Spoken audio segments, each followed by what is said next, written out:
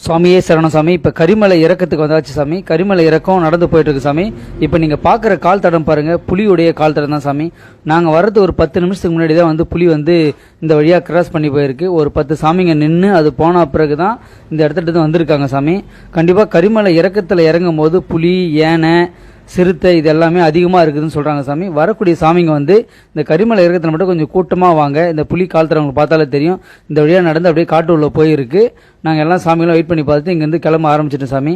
இந்த இடத்துல பார்த்தீங்கன்னா பெரும்பாலும் புலிகளுடைய சத்தங்கள் கேட்கும், யானை பிள்ளைற சவுண்டு கேட்கும். ஆனால் இந்த இடத்துல வரும்போது மட்டும் கொஞ்சம் ஜாக்கிரதையாகும் சாமி. சுவாமியே சரணமையப்பா. கவலைப்படாமல் 2-3 பேராக வாங்க. முடிஞ்சால் கையில் தடியோ இல்லை கொம்போ எடுத்துகிட்டு நடந்து வாங்க. வந்தீங்கன்னா நம்மளுக்கு கொஞ்சம் பயம் இல்லாமல் இருக்கலாம். இங்கே பாருங்கள், முன்னாடி யாருமே இல்லை. நாங்கள் ஒரு 4-5 பேர் தான் வந்துட்டுருக்கோம். இந்த வழி கொஞ்சம் அபாயகரமான இடம் தான். பள்ளமும் அதிகமான பள்ளம் சாமி. இந்த கரிமலை இருக்க இந்த 6 கிலோமீட்டருமே கொஞ்சம் நம்ம ஜாகிரதையாக வரணும் சாமி. சுவாமியே சரணமையப்பா.